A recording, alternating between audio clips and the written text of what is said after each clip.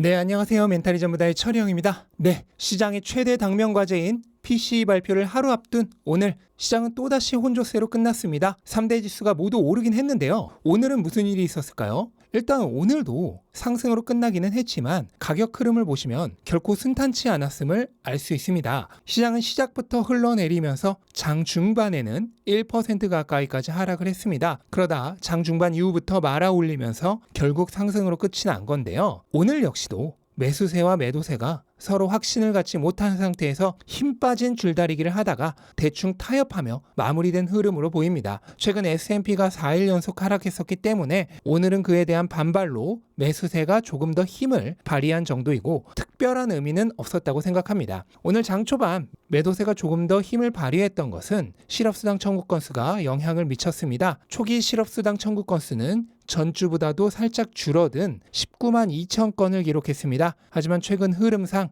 20만 건 이하의 청구 건수는 너무나 쉽게 예상이 되는 수준이었기 때문에 시장에 큰 영향을 미치지는 못했고요. 따라서 장 중반 이후 시장 분위기가 반전될 수 있었던 것이죠.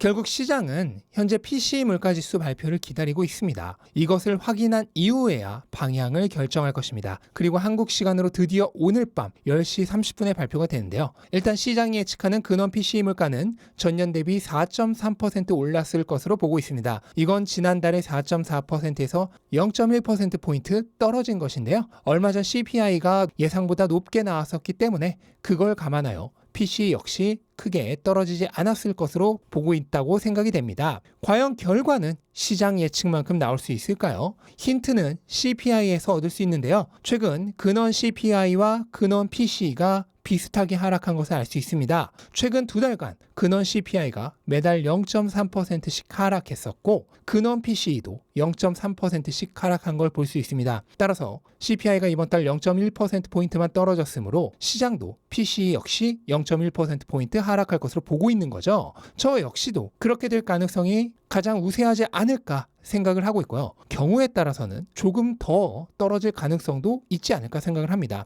잘 보시면 최근 두 달간 PCE와 CPE가 같은 포인트가 떨어지긴 했지만 PCE가 기본적으로 수치가 더 낮기 때문에 떨어진 비율로 보면 하락폭이 더 큽니다. 대략 CPI 대비해서 20% 정도 하락률이 더 높은데요. 이유는 주거비에 있습니다. 근원 CPI에서 주거비가 차지하는 비중은 40%입니다. 반면 근원 PC에서 주거비가 차지하는 비중은 20%로 절반밖에 되지 않습니다. 근데 최근 주거비가 두 달 연속 월간으로 오름세로 바뀌면서 CPI 물가의 하락을 방해하는 요인으로 작용했습니다. 하지만 그럼에도 불구하고 어쨌든 CPI는 떨어졌기 때문에 결과적으로 주거비를 제외한 다른 요소들이 하락폭이 더 컸다고 볼 수 있을 겁니다. 그런데 PCE는 CPI보다는 주거비의 비중이 적습니다. 그렇다면 CPI보다는 하락의 여지가 더 크다는 결론을 낼 수 있겠죠. 따라서 지난 두 달간 PCE가 CPI보다 20% 정도 더 높은 하락률을 기록했던 것입니다. 물론 그렇다고 하여도 이번 달 CPI가 워낙 조금만 떨어졌기 때문에 PCE 역시 크게 떨어질 여지는 상당히 적고요. 따라서 저는 시장 예측치인 4.3%가 나올 가능성이 가장 높고 운이 좋다면 0.1%포인트 더 떨어진 4.2% 정도가 되지 않을까 생각하고 있습니다. 그렇다면 이 PCE 결과에 따른 시장의 반응은 어떨까요? 일단 알아두셔야 할 것은 시장은 물가 그 자체를 보고 있는 것이 아니라 그에 따라 바뀌는 금리 예측치를 보고 있다는 사실이죠. 물가가 얼마나 떨어지는지에 따라 연준의 긴축 정책이 얼마나 더 지속될지가 결정되는 것입니다. 일단 현재 시점까지 시장 예측은 3월에 여전히 0.25%포인트 금리 인상 가능성을 가장 높게 보고 있고요. 최종 금리는 5.5% 그리고 12월부터 금리 인하를 할 것으로 보고 있습니다. 이 예측치가 유지되면 시장은 현재의 상승 방향을 지속할 것이고 여기서 긴축 강도가 더 강해진다고 예측치가 바뀌면 상승 시기를 뒤로 늦출 것입니다. 따라서 늦어진 상승 시기만큼 조정이 조금 더 이어져야겠죠. 우선 오늘 지난달과 같은 4.4% 이상의 물가가 나오면 금리 예측치는 무조건 올라간다고 보시면 됩니다. 아마 3월 빅스텝 가능성은 거의 50% 정도로 올라오고 최종 금리 예측치는 5.75% 그리고 올해 금리 인하 가능성은 없어지겠죠. 그렇게 되면 시장은 거의 무조건적으로 하락하지 않을까 생각합니다. 긴축 정책 종료를 예상하고 올라왔는데 그게 뒤로 밀리면 시장의 상승 시기도 뒤로 밀려야 하기 때문이죠. 만약 시장 예측과 같은 같은 4.3%가 나오면 어떻게 될까요? 이 경우 금리 예측치는 현재 수준을 유지하지 않을까 생각이 됩니다. 그렇게 되면 시장의 기본 포지션은 일단 현재의 상승 모드를 유지할 수 있습니다. 하지만 물가가 많이 떨어진 것은 아니기 때문에 여전히 불확실성은 그대로 남아있고요. 따라서 주가가 크게 상승하지는 못하는 상태에서 또다시 다음 경제 지표를 기다리게 되지 않을까 예상합니다. 만약 시장 예측치보다 낮은 4.2%가 나오면 어떻게 될까요? 그 경우 연준의 긴축 정책이 곧 종료된다는 원래 예상치 가능성이 다시 높아질 것입니다. 그렇게 되면 현재의 방향이 맞다는 확신을 줄 수 있기 때문에 시장이 다시 상승세를 이어가겠죠. 물론 그렇다고 하여도 여전히 강한 긴축에 대한 불안은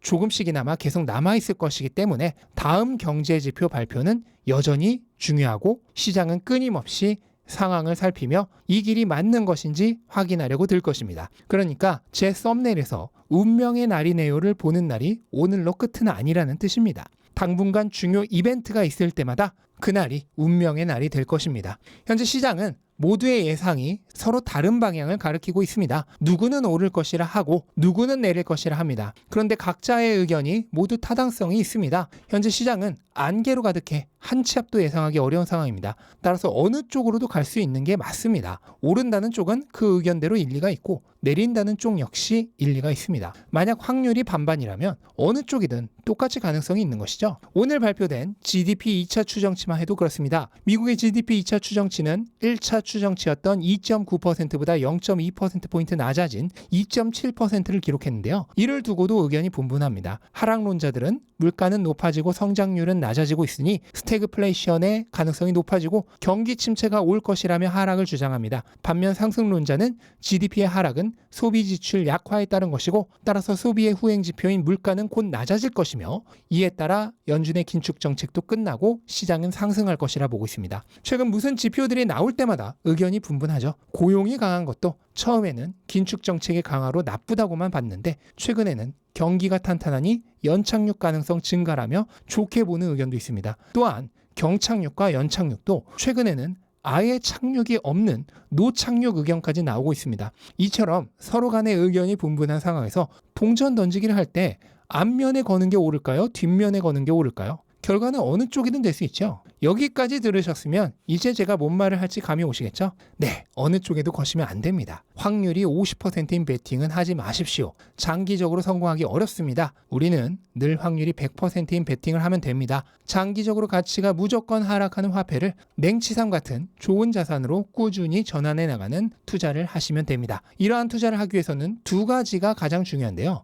첫째는 가격이 아닌 가치를 보는 것. 가치를 보려면 우선 본인이 가치를 평가할 수 있어야겠죠? 가치를 평가하는 방법은 상당히 어렵습니다. 따라서 이 방법을 배우고 싶으신 분들은 돈의 규칙의 부록 이벤트에 참여해서 PDF 파일을 받으시면 되겠죠? 둘째는 단기적이 아닌 장기적으로 보는 것입니다. 이번 달 PCE가 몇 퍼센트 나올지 누가 합니까? 3월에 베이비 스텝을 할지 빅 스텝을 할지 누가 합니까? 금리를 5.5%까지 올릴지 5.75%까지 올릴지 누가 합니까? 이런 건 아무도 예측이 불가능합니다. 그에 따른 가격 변동도 랜덤 무빙입니다. 따라서 이러한 불확실성의 굴레에서 완전히 벗어나야 합니다. 그렇게 하려면 반드시 장기적으로 생각해야겠죠. 그런데 어느 정도로 장기적으로 생각해야 할까요? 경기 사이클을 뛰어넘을 정도로 장기적으로 생각해야 합니다. 가치만 분명하게 붙잡고 있으면 경기 사이클은 결국 돌고 도는 것이기 때문입니다. 그렇다면 경기 사이클을 뛰어넘을 정도로 장기적인 관점을 가지고 있는 투자자에겐 지금 당장의 시장 변덕 따위는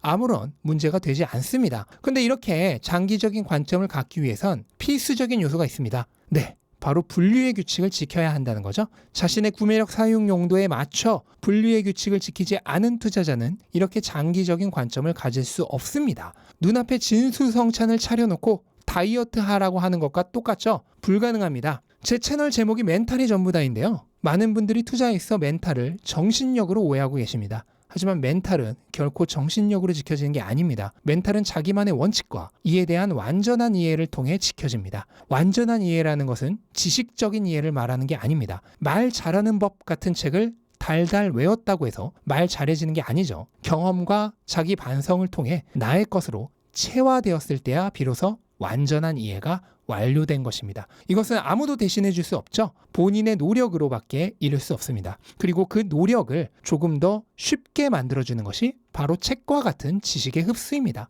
저도 돈의 규칙에서 최대한 그런 내용을 담으려고 노력했습니다만 사실 책 한 권에 하고 싶은 얘기를 다 할 수는 없었습니다. 특히 첫 책이다 보니 최대한 읽기 쉬운 책을 만들려고 했고 따라서 구체적인 세부 내용은 아쉽게도 많이 담지 못했습니다. 그렇기 때문에 앞으로 새로운 책이나 강의 등을 만들게 된다면 개념적 내용보다는 실행 가능한 구체적 내용을 더 많이 담기 위해 노력해야겠다는 생각을 하고 있습니다. 언제가 될지 모르지만 돈의 규칙 이후에 제가 전달하게 될 내용들도 기대해 주셨으면 좋겠습니다. 네, 이렇게 오늘 시장 정리해 봤고요. 일단 오늘 밤에는 PC가 중요한 요소가 되겠네요. 그리고 제가 이렇게 중요한 이벤트들이 있을 때마다 라방을 하고 있죠. 그리고 오늘 밤에도 라방을 할 예정이기 때문에 금요일 밤 심심하신 분들은 라방 오셔서 저와 함께 시간을 보내시면 될 것 같습니다. 네, 이것으로 오늘 영상 마치도록 하겠습니다. 영상 도움되셨다면 구독과 좋아요 부탁드리고 즐거운 하루 되시기 바랍니다. 감사합니다.